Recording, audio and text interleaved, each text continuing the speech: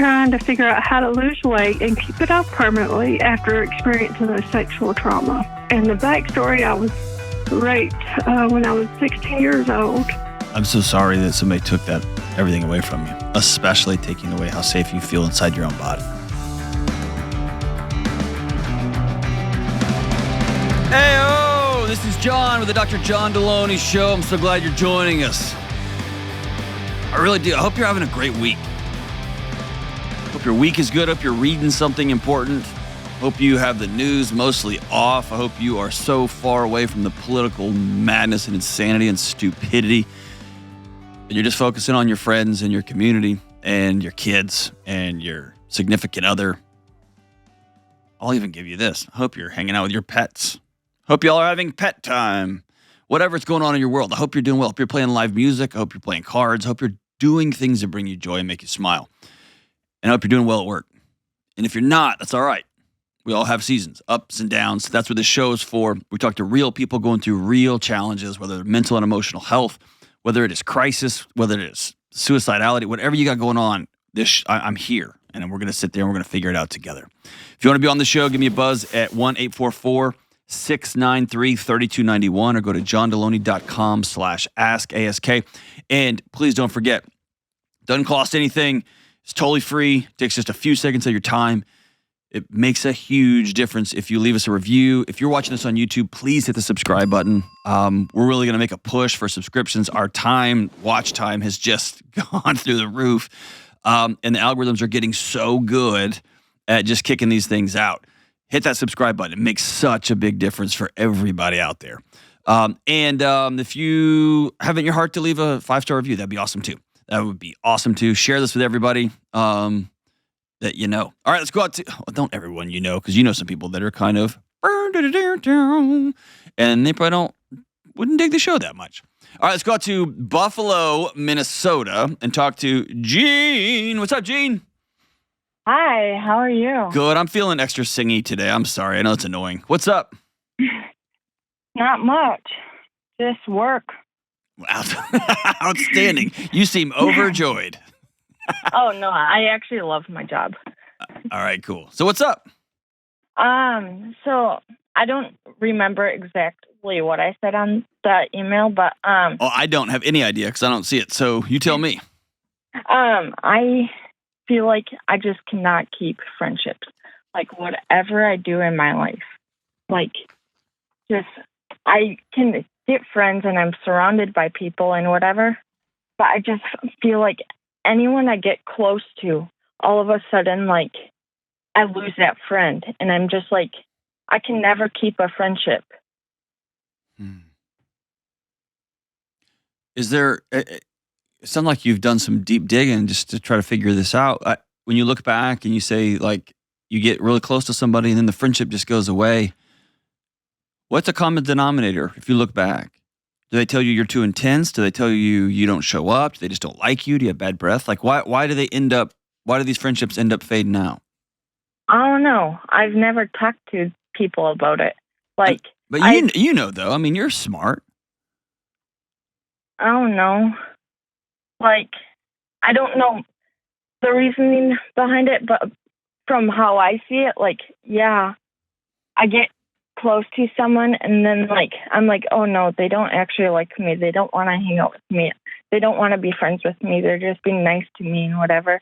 And then I kind of drift away because like then I'm like, okay, if I like distance myself from them, maybe they'll come chasing after me. Like they still want to be like they will come chasing after me because they want to be friends with me, and that just like. And you create you create a self-fulfilling prophecy here. Yeah. You hang out with people, you'll have fun, they like you, and then that little inner machine kicks up. Then you decide to put them on trial, decide to test them, and you create the parameters for that test. They will only be my real friend if I distance myself from them, if I leave them and they come running for me. Yeah. And people want to honor you. If you run away, I can't imagine the wake of people who are like, I don't know, dude, Jean's awesome. She just disappeared. Yeah. So I just, where does hold on? Where does that voice come from? Somebody told you a long time ago that you're not worth being friends with. Who taught you that? not anyone that I know of, just myself. No, it comes from somewhere. Because innately, like we are biologically wired to be with other people.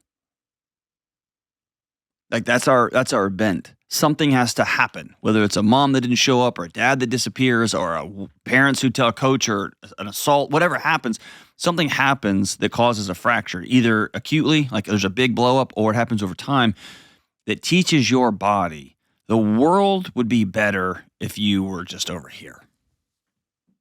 I don't know. I don't remember anyone just telling me. No, very few people say, I don't want to be your friend. I want you to get away from me. They just look at their phone more than they look at you. They just choose to work 20 hours a day instead of be with their daughter. They sexually abuse somebody. Like it's usually not a direct thing. You can't think of any? No. You have a great relationship with your folks? Like it's not great, but I still love them, and they're my parents. And why isn't it great? I don't know. Just growing up was hard. Tell me about that. Like, my parents have been married for 33 years, but like, I guess more than 33 years. But anyways, like, they've always been like at each other's throats, and it was nonstop bickering and whatever. And I have 11 other siblings. Good so, God almighty. Lead with that, Gene. Gosh. It sounds like you grew up in chaos. Yeah, but I love my family. Of course you do. I'm not trying to say they're bad. I'm not trying to say anything negative about them. I'm just trying to give you a roadmap back as to somehow. What age order are you in that 11? I'm 8th. You're 8? So there's only, yeah. Okay. So. Or I'm 9th. There's 8 older than me. So you're down there at the bottom? Okay. Yeah. For any number of reasons, and you and I could probably unfold this, like untangle it, and that'd take longer than this call. You've come to believe a story that people don't want to be around you. They don't like you. You're not worthy of their time. Other people are more important than you, which then tells your body that other people are not safe. And when you begin to violate your body's understanding of other people aren't safe, when you start hanging out inside the bear cage at the zoo, your body will get your attention. Yeah. And sometimes people have to drink in order to be in proximity of other folks or to have intimate relationships. Some people have to be super adventurous and busy. Some people are pathologically analytical. You create stories about why they don't like you, and then you create scenarios that will make your story inevitably come true. Yeah, that's very, very correct. So you ask me, how do I make good friendships? You have to decide that I am worth getting hurt. And before I run out and leave somebody who's actively hanging out with me and answering my calls and going and doing fun stuff together, I'm going to push through that. When I feel my body starting to make these tests and pull away, I am going to actively lean back in and do something counteractive. Here's what that looks like in my life. Here's just a simple example. I think I've told this on the show before. After a long week of doing media and doing shows and being on the road and traveling, I get home and I get real introverted real fast. Like a turtle, okay? Yeah. And I know that's not good for me because from that, my diet goes to crap. I just have a whole bunch of numbing behaviors that I get into. So I have a rule. If somebody reaches out to me and says, for instance, hey, we're all getting together on Saturday night to watch the fights, and I just got home, and my first thought is, I just want to go to bed. I have to go. Have to go. There is no ifs, ands, or buts. I have to go. And I always go. And I've never one time regretted going. But that's just a rule I put in for myself. That even when I'm tired, if I get invited out, I'm going to go. Now, that's not for everybody because some people go out all the time, and they burn themselves to the ground. That's not my issue. Those people need to have the courage to put up a boundary and say, I need to rest. But that's not you. When you feel your body go, they probably just, or you text them and it takes them 10 minutes to text you back instead of 5 and you start cranking up stories in your head, right? Yeah. Yeah. Right when that happens, just go, maybe they have diarrhea. Yeah. Maybe they have to go to the bathroom so bad there's a long line somewhere. Let reality play out before you, or as Brene Brown says, stop dress rehearsing tragedy. Yeah. Stop imagining the worst case scenario.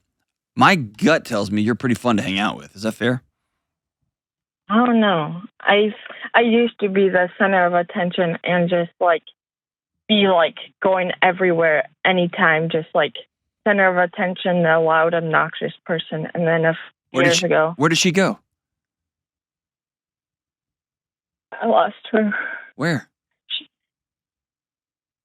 I became very deep depressed. My mom knew I had depression for years before I realized it. Then it took one night. I was just feeling so bad and I just wanted to die. And that night I called a friend and I decided to finally go get help. Good for you. And then I struggled for years. And then one night I was absolutely could not handle it anymore. And I was about to just overdose. I had the pills in my hand. I was just holding it, shaking, just couldn't handle it anymore. But then I'm like, okay, I'm just going to go to bed and see what tomorrow brings. And I'm going to just go to bed and see what tomorrow brings. And then my friend the next day asked me, how have you been doing? And I told her. And then she got scared. She knew I'd been struggling. I told her, and she got scared. So she told my mom, and her mom told my mom. And then my mom picked me up from work and brought me to the mental hospital. Mm-hmm. And that was in March of last year. And then I struggled for a whole nother year. And then right after she brought me to the mental hospital, I was so mad at her. Why did you have to put me in that place? I do not want to be there. I don't want to whatever. And I was so mad at her that I ended up ditching her. And then a year of struggling, and I just became so within myself, never going anywhere. And then this year, I was working, and somebody I've known for years, but she started working here, and then we just became so close, so fast. I literally was loving myself, loving my life, and life got busy, and it felt like she was way too busy to be friends with me, and I was just getting so does she even like me? Does she even want to be friends with me? And just getting in my head.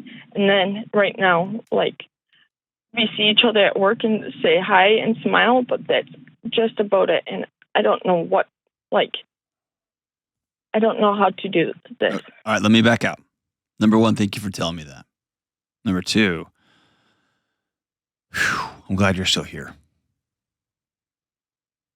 Number three, you can get mad at me and hang up too, but your mom did the exact 100% right thing. I would have done the exact same thing for my 2 kids.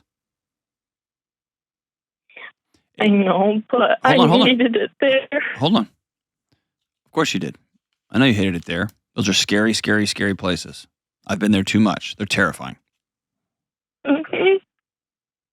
And you're still here. Yeah. And any parent, any day of the week would rather their kid be mad at them in a hospital than planning a funeral. Yeah. Okay? So, you can get mad at me too, but your mom did the right thing. I know. Okay. Number 3,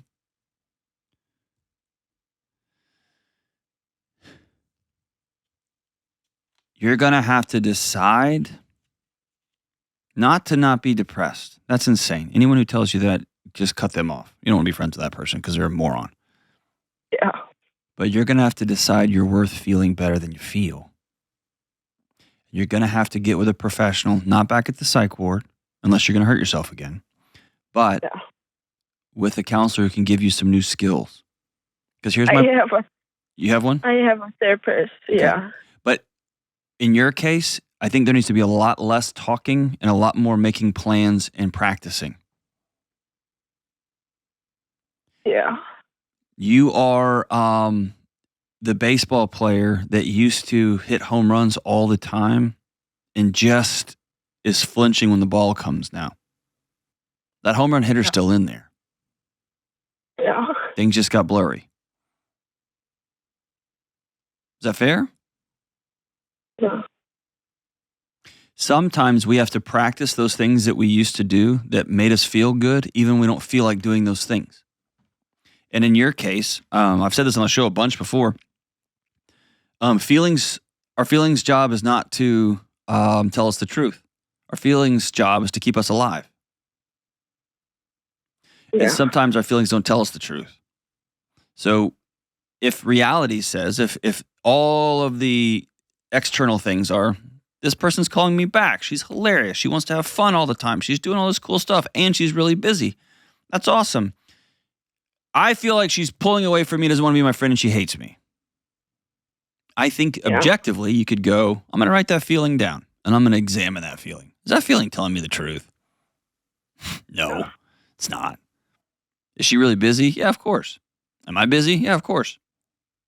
But when we get together, do the wheels come off because we have so much fun? Yup. And when I say doing the work, what I mean is practicing over a period of a few months. I'm going to challenge those feelings. When my feelings tell me to shut it down, when my feelings tell me to avoid answering the phone, when my feelings tell me my mom hates me, when my feelings tell me I'm so mad at so-and-so, I'm going to write that down in a journal, and I'm going to call it out. Are you telling me the truth? And all of those I write down, I'm going to tell my counselor. Here's what I wrote down. Here's the feelings I wrote down. Will you go through them with me? Is that true? Is that true? A couple of them will be true. My friend got really busy. She got a big promotion. So instead of making it all about how she's not doesn't have time for me, it's, dude, I get to celebrate my friend. It's amazing. And on and on and on. Here's the big thing I want to pass along to you. Your happiness and your joy and your life essence, force, whatever it is, I don't know how to say it without saying it sounding cheesy, is not out there. It's in you. It isn't something that you can go get. Like, I finally found a friend and then I was the happiest I've ever been. No. It comes from the inside out. I finally believed I was worth having fun. And I finally started putting myself out in positions because I love dancing. I'm going dancing. And then I started meeting friends. And my body lit up like a Christmas tree because it was awesome. But somehow a couple of years ago, and it could be chemical, it could be life circumstances, it could be a loss that we haven't talked about, it could be any number of things. Your body flipped that and inverted the switch from outgoing, fun, silly goofball Gene to zoom. Live in the feelings, live in the feelings, live in the feelings. Feelings become my entire ecosystem, my entire world.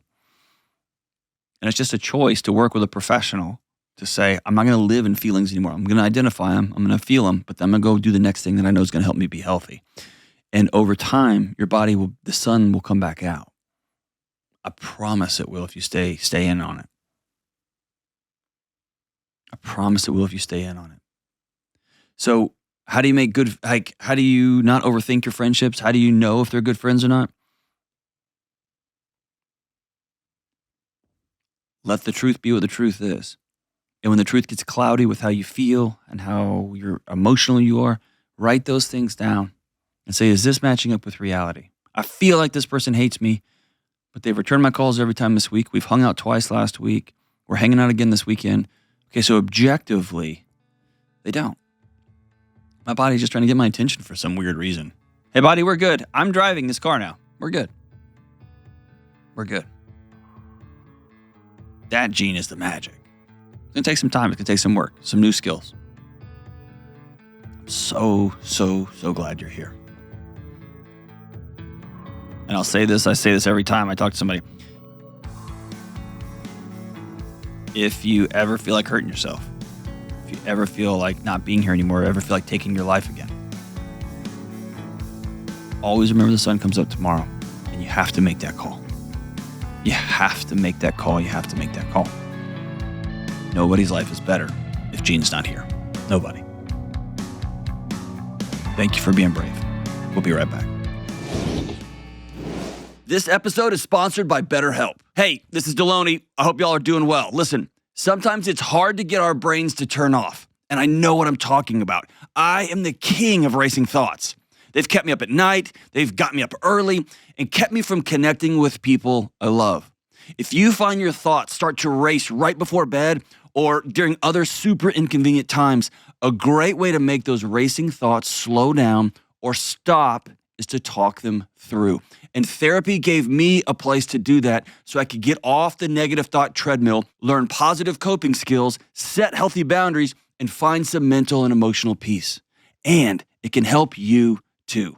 If you're thinking of starting therapy, give BetterHelp a try. BetterHelp is convenient because it's entirely online, so it's flexible and can fit into your schedule. Just fill out a brief questionnaire to get matched with a licensed therapist, and you can even switch therapists at any time for no extra charge. So take a break from racing thoughts with BetterHelp. Visit BetterHelp.com/Delony today to get 10% off your first month. That's BetterHelp, HELP.com/Delony. All right, let's go out to H-Town and talk to Chris. What's up, Chris? Hey, thanks for taking my call, man. You got it. What's up, man? So, last week, my car actually got repossessed. What happened, man? I knew that I was behind on payments. I just didn't realize how far I was. And can I ask you a hard question? Came true. Can I ask you a real hard question? Yeah. Why did you choose to not know? You made a choice to avoid how bad it was. Yeah, I was avoiding it, man. To avoid reality. How come?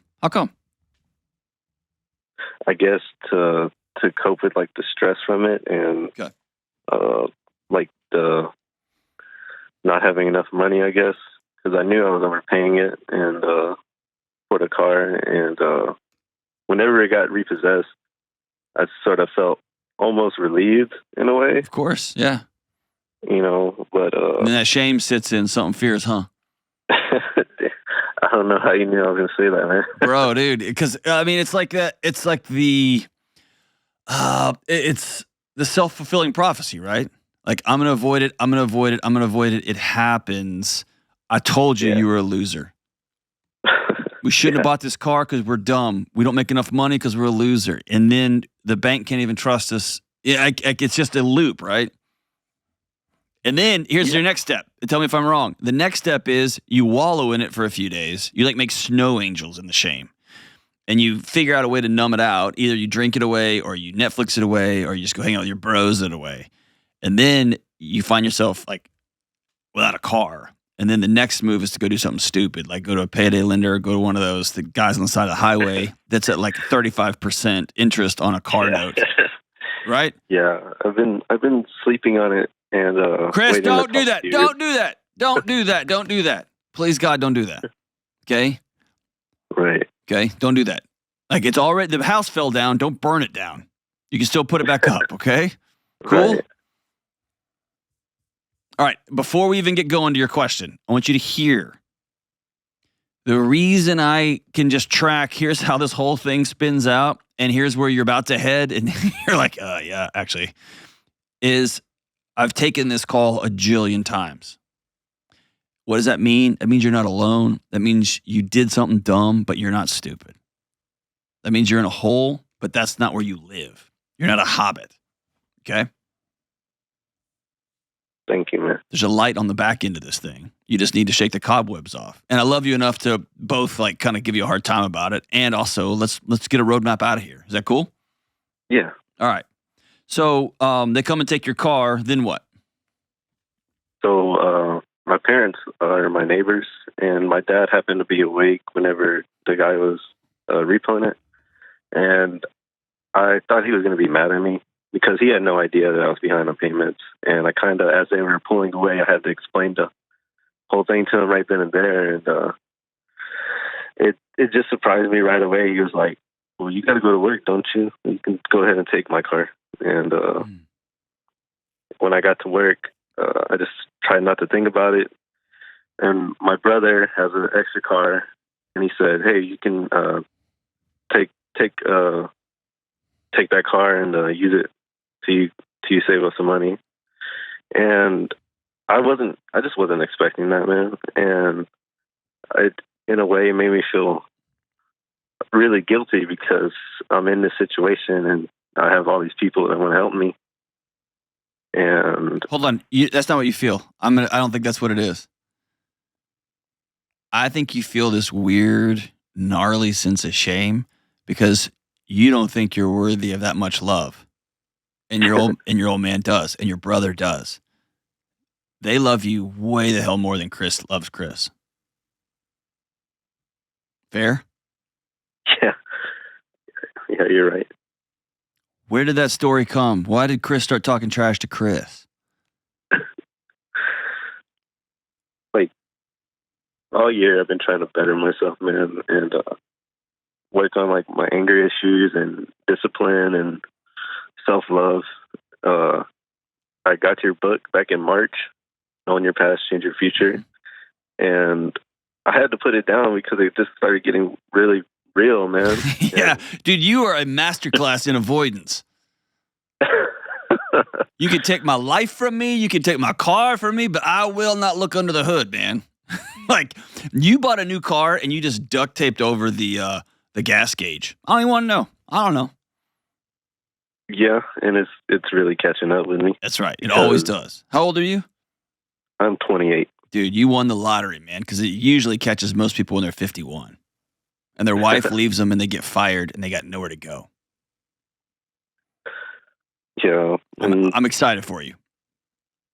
Yeah, and like I feel like my wife notices that I've changed a lot. I notice that I've changed a lot, and like when we look at old pictures, we can see the difference in my face.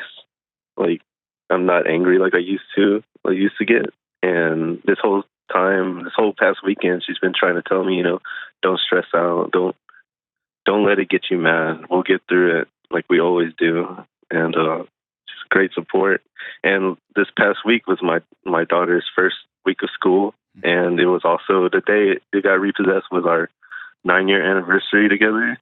And I feel like it's tainted now because of this whole situation. And dude, this is where you start. This is your starting line. Yeah, it's a new starting line. That's it. It's not where the race finished. This is where the sucker begins. This is on your 19th anniversary when you point back and you're like, remember where we were? You know what I'm saying? Yeah. You can't let this is a big moment, right? This is a big moment. But you can't let this, bro, look what you just rattled off in front of me. You've been married almost a decade, which is unheard of these days because people think so little of covenant. You have a wife that is holding your hand through hell. You have an old man who's holding your hand through hell. You have a brother who said, here's a car. You have a daughter who's starting school, who's healthy enough to go to school. Yeah, I'm really grateful, man. But all you can think of is, I'm such a loser. That's when I'm alone. When I look in the mirror, it's like that's whenever it all sits in. Mm-hmm. And then when I go to my family, I sort of like, I don't want to say I fake it, but I hide it. You do. You fake it with everybody, man. You fake it with everybody. Fake it with the bank, fake it with your old man, fake it with your brother, fake it with your wife, fake it with your daughter. And I'll tell you this, they all know. They all know. And they don't know exactly what you're wrestling with, but they know. And I'll tell you, like the big problem with the like self-help, like flex it out movement is that it often allows people to skip over dealing with the core issue. And then you end up with $100,000 in a six-pack abs and you freaking hate yourself. And so you have to do those things out of a sense of I'm worth a different kind of life. Not if I get these things, then I'll have a different life, because you won't. The same dude will just show up. The same guy who hates himself will show up. Does that make sense? And it sounds so cheesy to say that, bro. Trust me. I know it does, but it just sounds cheesy. But it's true over and over and over and over. I remember being in the car when the head of publishing, my buddy Preston, handed me his cell phone with the email on it that said, hey, your book has gone #1. And I was super excited. And then instantly after that, he handed that to me, the phone rings, and it was Dave, my boss, and he calls me, and I was so excited. Then I called my mom and my wife. I called my wife and then my mom. And then, dude, I didn't have anybody else to call. That same lonely dude who tells everybody to not be lonely showed up with the #1 book in the country. See what I'm saying? Like, I got it. And I got it. And I went with me. Yeah. So I tell you, you go with you up and you go with you down. So tell me, what is it about Chris that you wish was different right now? You wish you made more money? You wish your career was different? What is it? No, I love my career. I make decent money. What do you do? I'm a machinist. Oh, so you're one of those guys that can actually do something with their life? That's pretty cool. I love what I do, man. Dude, I'm a podcaster, for God's sake. You can build a machine. That's amazing, man. Yeah. All right, what else? What do you wish is different? I wish I could get my money right. Okay. What is it about your money that's off? Are you buying stuff to flex out for people to show them that you're more, to try to convince them you're more? What is it? No, I feel like I've made a lot of bad decisions in the past 8 years of overspending on food and getting loans here and there, buying cars with ridiculous payments, and I know, but what is that car getting you? Nothing. At the time, I thought it was a good decision, and I got a bad deal on it, and made a mistake, and then started resenting it and trying to hide from it. Okay. So step one of all wellness, whether that you're trying to lose weight, whether you're trying to make money, whether you're trying to get right spiritually, whether you're trying to get right psychologically and emotionally, is choosing reality. I have to choose to live in reality. This is the state of things. The reason I'm asking about your money is it a matter of like, I thought this was a good idea and then I got into it and oh my gosh, it wasn't a good idea, which means it's knowledge, it's insight. I don't have the right tools in front of me. I thought this was the right machine to use and ended up I should have used this machine. Is it that, or is it impulse control and you're just kind of acting like a toddler when it comes to your money? Part of it's a little bit of all, like, because I know I do have impulse, and I know that I made like financing sound so good in the moment. All right, so here's how I've handled financing in my life. I will never willingly chain my family to a bank again.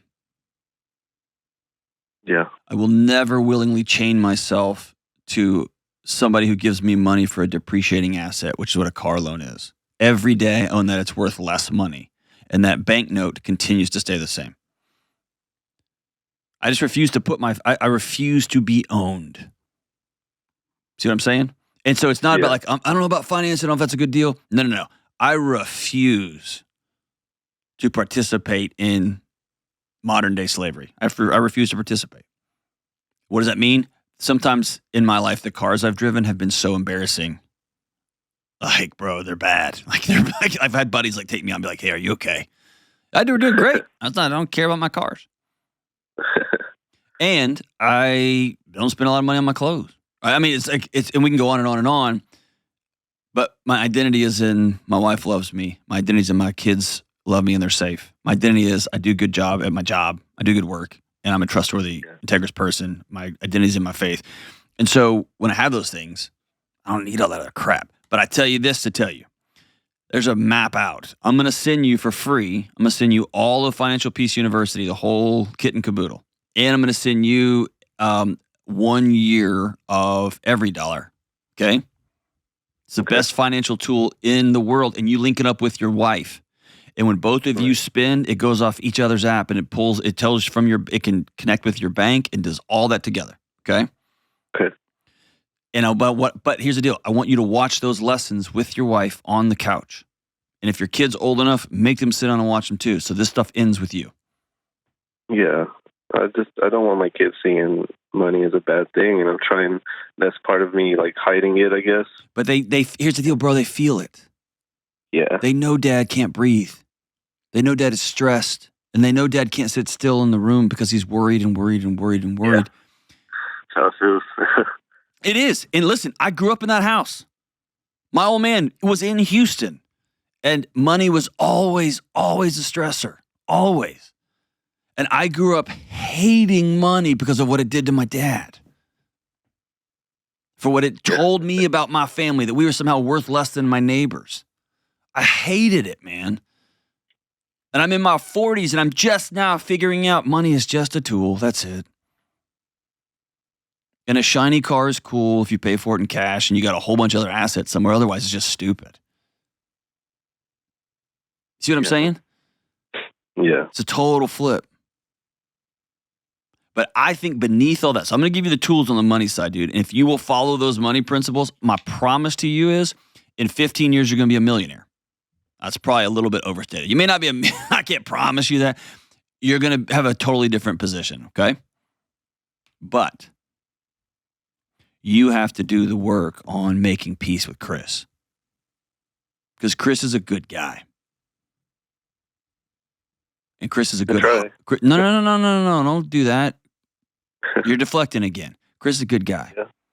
He's got a good brother and he's got a good old man. And they're not perfect. And he's a good husband. And he's doing his best to be the best dad he can be, even though he doesn't know what he's doing.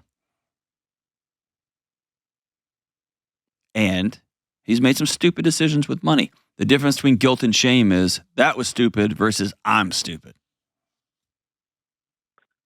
Yeah, Okay? you're right. You did some dumb stuff. All right, I'm going to learn from that. Same as when you're trying to teach an apprentice in the machine shop. They do something dumb. You're like, dude, don't do that again. Do it like this. And they go, okay, cool. Yeah. Same. At least treat yourself. At least talk to yourself. At least love yourself as much as your dad does. Much as your brother does. Much as your coworkers do. At least, if not more. Is that fair?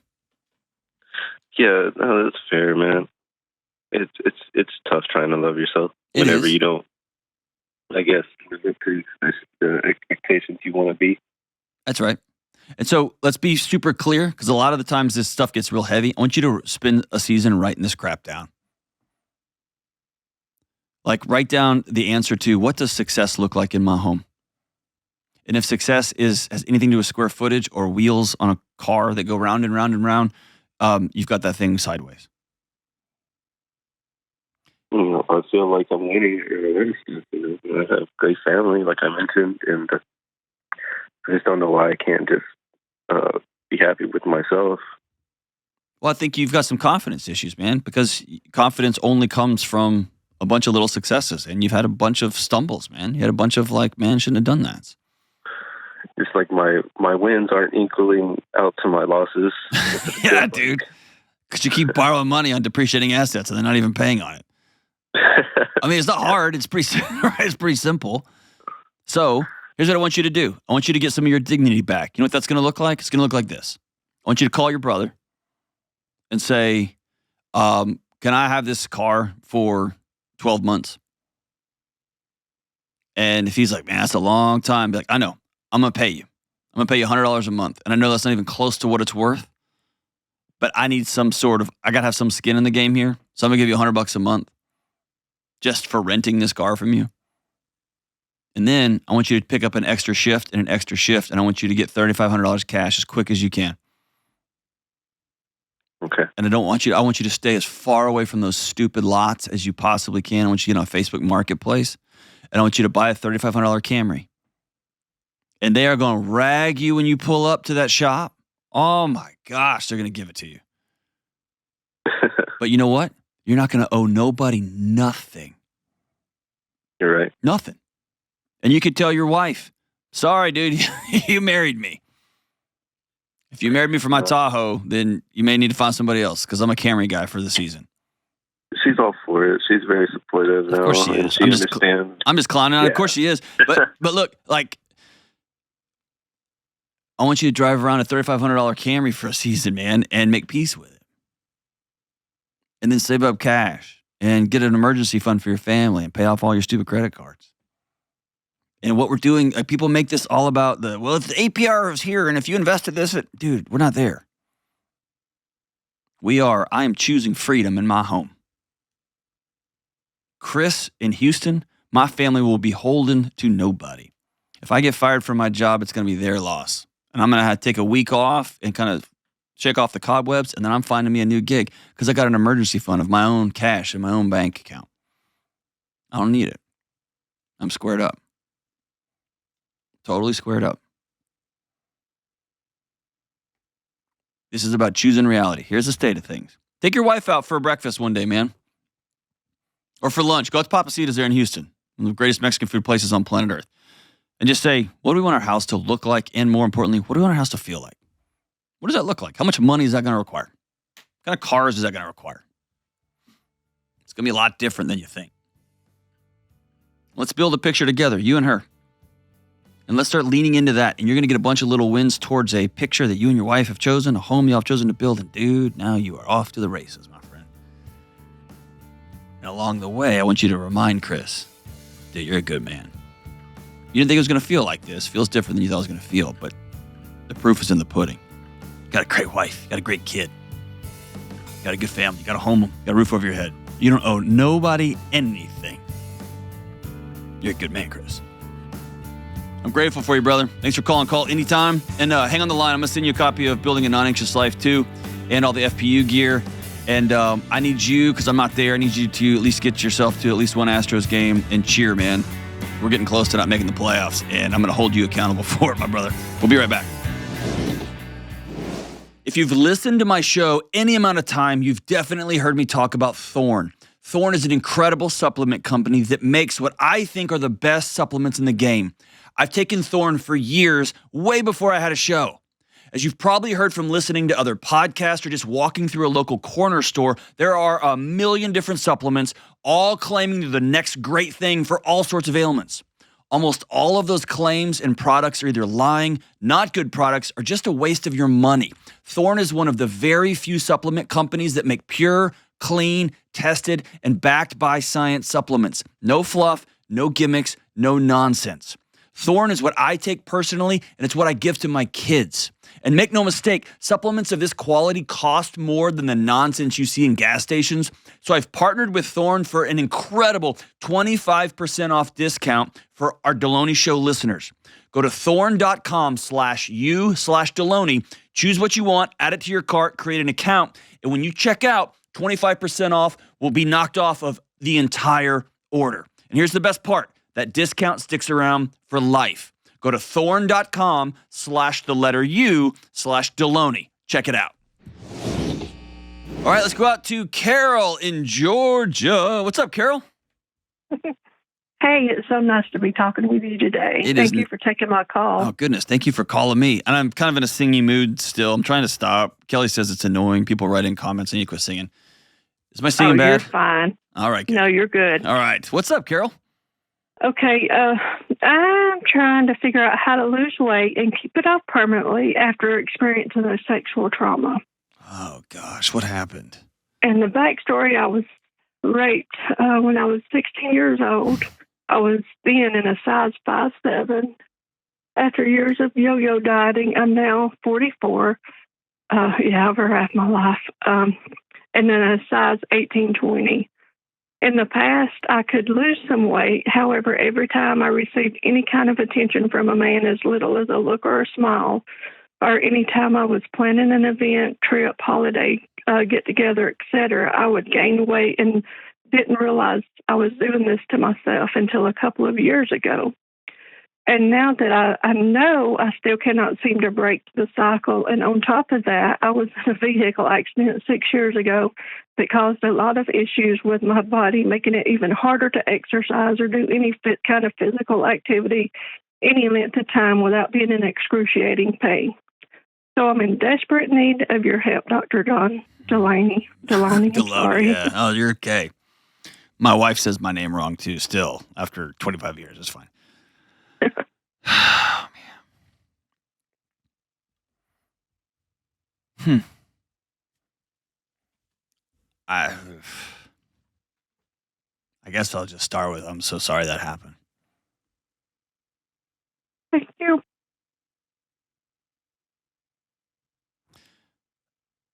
I'm so sorry that somebody took everything away from you. Especially taking away how safe you feel inside your own body. And I'm also sorry for almost 30 years of just painful loneliness, right?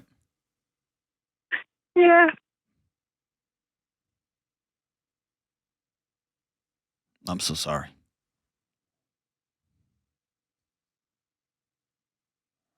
My experience is you're going to need somebody different than me, but I'm going to hold your hand and walk you to that person. Okay. Is that cool? That's perfect. Okay. Man.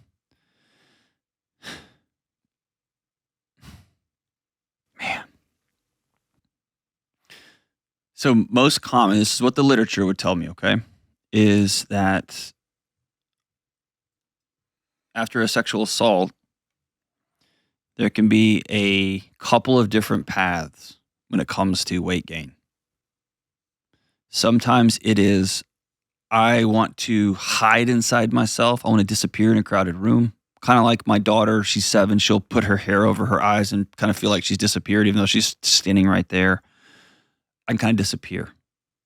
Or I can put some safety between me and the outside world.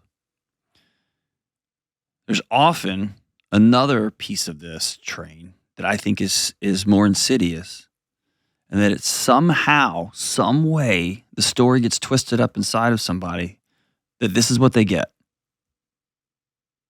that this is what they deserve.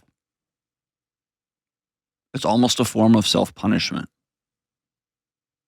Look at what you did last time. Look at what you allowed to happen last time. Look at the role you played in what happened last time. That's what you get. So if you've honestly looked, it sounds like you're way ahead of most folks that I sit down with in this challenge. When you look back and you go, oh gosh, every time I get close to somebody, every time I start to be around other people, I just, without even thinking, I start using food to numb out. And then it's got some pretty significant health consequences for me. When you look back, what is your body trying to keep you safe from? Being hurt. Okay.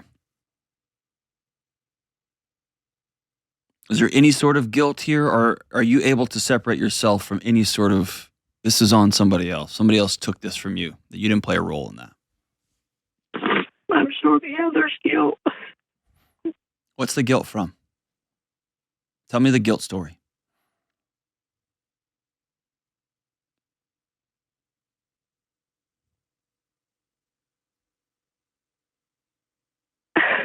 I guess it was a person that worked with my dad, and he'd come to the house. So, it was I wouldn't consider a family friend, but I guess if I wouldn't have got in the vehicle. Nope. It's going to stop you right there, Carol. No, you're a kid. You're a kid. That man stole from you.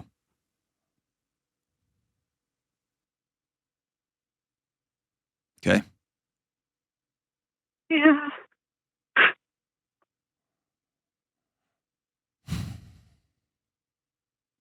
When you lose weight, does it make you feel vulnerable? Naked on a street corner, if you will? Yes. Exposed? Okay. Uh-huh. I mean, of course, when I'm bigger, like I am now, I want to lose the weight. Oh, of course. I want to be healthy. But then when I get there, if I get any look or attention, it scares me. Yeah. All right, I'm going to walk you through a few steps, and I'm going to direct you where you need to go next, okay? Okay. All right. And so for people listening, by the way, I totally get it. It's very easy to think, man, you'll feel so much better if you're right. And it's a feeling of terror that if you haven't been through some sort of sexual assault or sexual trauma, that it's hard to even put into words. In fact, your body takes over, and you even spoke of it as an out-of-body experience. Almost you wake up a month later and you've put on 35 pounds, right? Mm-hmm. Yeah. It's almost so automated or so mind-numbing that your body starts to save your life from yourself because it's so put a pin in intimacy and relationships that it goes running. Right? Uh-huh. Okay. All right, so here's step one. I want you to hear what I'm going to say, and I'm going to be pretty direct because we only have a few minutes, okay? And normally I'd be a lot slower to say some of the things I'm going to say, but they're pretty direct, okay? Is that cool? And a lot of them you probably know, but maybe no one's ever said them to you before, okay? This is not keeping you safe. And in fact, this is killing you slowly. I agree completely. Okay. The second thing is, and this is going to be hard, and this is going to be something you have to unpack with a counselor. Do you promise you will talk to somebody? Yes. Okay. We are going to commit from this day forward that we will not give that man one more second of your life. Yes. No more. No more keeping ourselves safe from that guy. Surely he's long dead by now? Hopefully. Okay. He does not get one more inch of real estate in your heart anymore. He's still winning. He's still cast a shadow, and that ends today. Okay? Yes. Now, I know that's easy to say out loud, and there's going to take some significant trauma counseling to work through it. Not significant in time. I think you can do it relatively quickly over the course of 10 or 11 or 12 weeks, but significant, like it's going to be tough. It'll be tough. But if anybody knows tough, it's Carol in Georgia, right? Amen. That's right. I ain't fighting you. Ain't no way. Okay? Step 2, I want you to recognize you were not safe then. When that predator of a man came into your house and took from you your innocence, your safety, your ability to get close. He stole that from you. You weren't safe then, but you're safe now. And that sentence is going to be critical to you getting well. So when your body starts to try to protect you in the present from a thing that happened 30 years ago, we're going to stop and we're going to say out loud, I wasn't safe then, but I'm safe right now. I'm Carol from Georgia. I'm safe right now. Okay? Yes. All right. You're going to have to decide over time to catch those feelings in progress, in action. And sometimes that will be halfway through a I don't know what your food of choice is. Mine is candy and cheeseburgers. I catch myself halfway through a cheeseburger and I'll throw the whole thing out. Oh my gosh, I am mindlessly doing this. I've been on the phone with somebody in the middle of a business call trying to make a thing and I pulled into a drive-thru. I'm going down a rabbit hole here. Caught it. And then I asked myself, what's my body trying to protect me from? Oh, I'm kind of ashamed that I might not get the speaking gig, or they can't meet my rate, or whatever the thing is that my body's trying to protect me from. And it's just a practice to catch it. You can't see this unless you're watching because we're on the phone, but I actually have like a journal that I carry with me. It's just the thoughts. I just write them down. That way I can just examine them. Is this true or is this not true?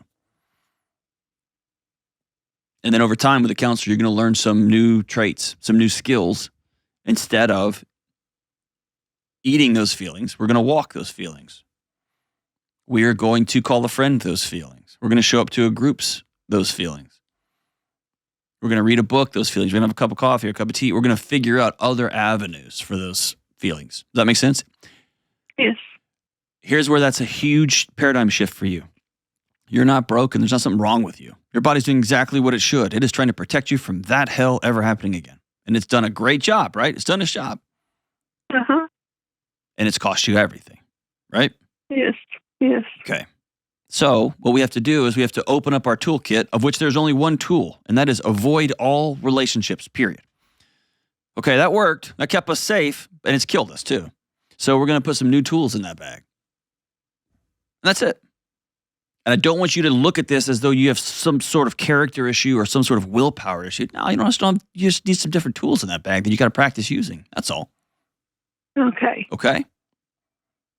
I want you to honor your body for having kept you safe for 30 years. Okay. And be really pissed off that it chose that way, right? It could have chose marathon running.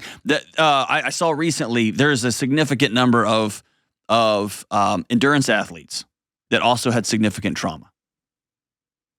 Okay? It's equally it's equally not good. But it's just the body's response. And so, hey, body, you kept me safe. I really hate how you did this, but you kept me safe. Right? Uh-huh.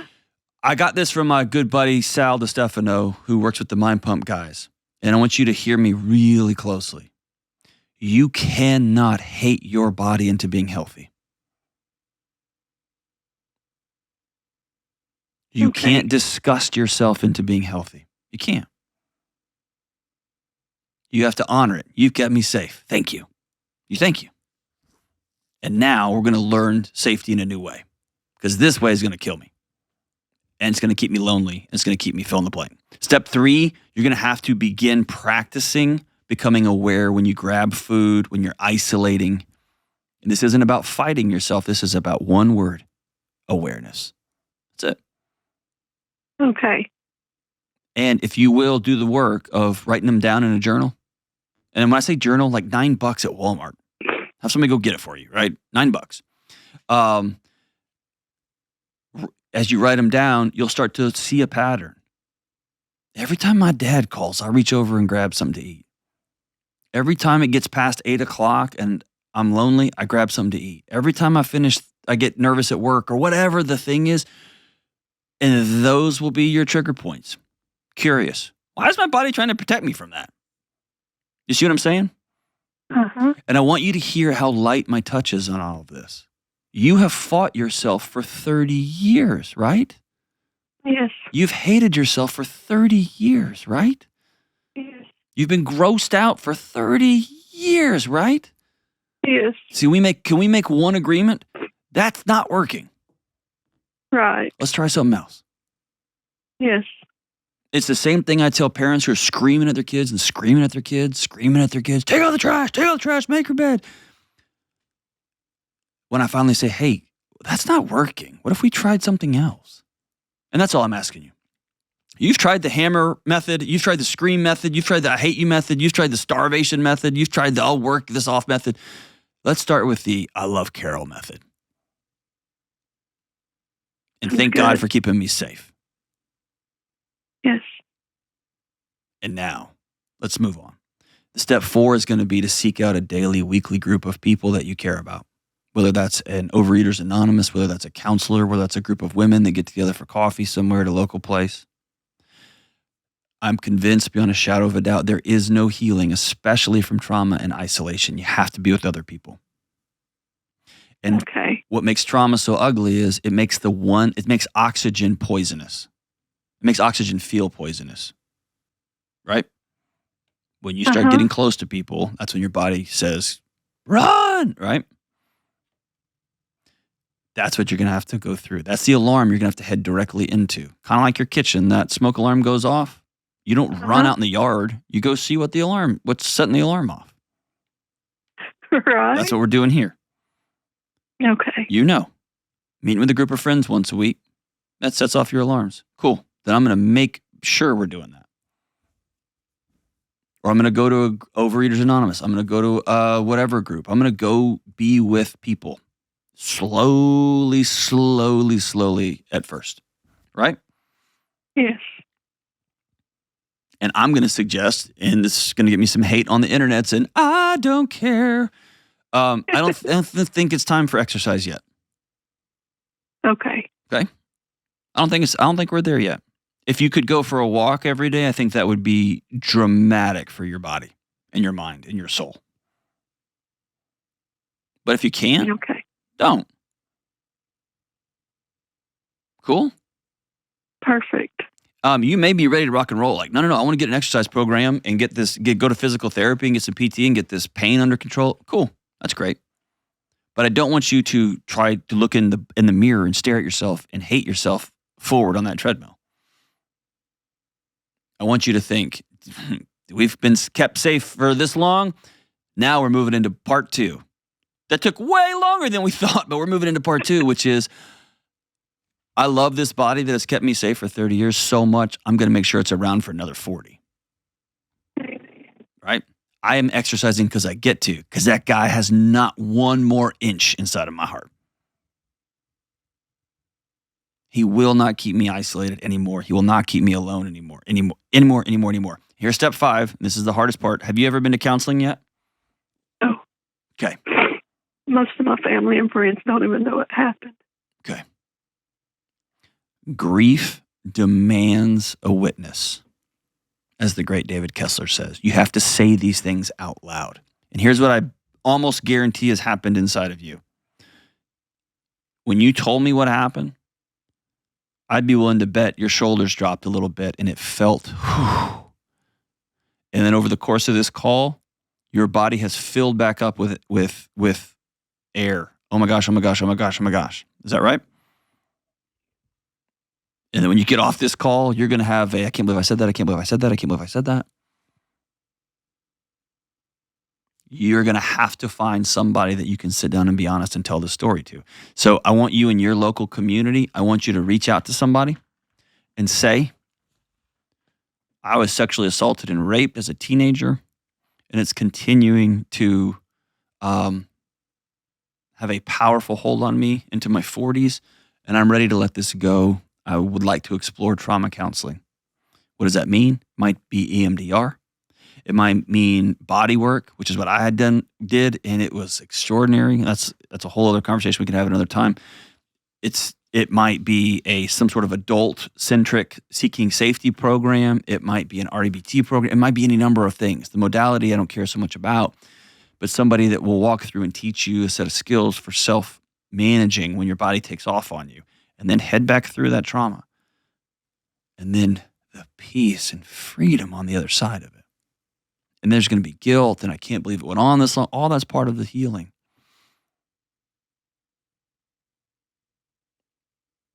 But man, you're worth all of it.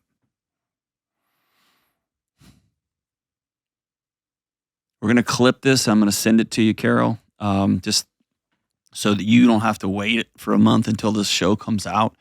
I'm also going to send you a copy of my book, Own Your Past, Change Your Future. And I want you to read that book. It doesn't speak specifically to weight gain, but it does talk about healing from trauma, just the path out and how these stories get lodged in us. And I want you to, before today is over, I want you to call a counselor, and I want you to call 1 or 2 women that will go out and have coffee with you. And if you're brave, you can say the story out loud. You don't have to say names, you don't have to say anything like that, but you can say the story out loud and be heard for the first time. It'll be scary. It'll be hard, and that's the first step towards this not holding you anymore. Don't have a grip on you anymore. I'm free from this. I am free. I'm so grateful for you, Carol. I'm so proud of you. I'm so proud of you for not giving up on you and saying, all right, cool, 44. Today is when everything changes. Carol, you call me anytime. I'm here for you. Your bravery has inspired me today. We'll be right back. Hey, Dr. John Delony here. I'm super jazzed to announce my new book, Building a Non-Anxious Life, is now available for pre-order. Listen, We all experience some level of anxiety or stress or burnout every day. But most of us don't know how to recognize it, let alone deal with it. And here's the good news. Anxiety doesn't have the last word. I know this because I've sat with thousands of you. And I know this because I've been there too.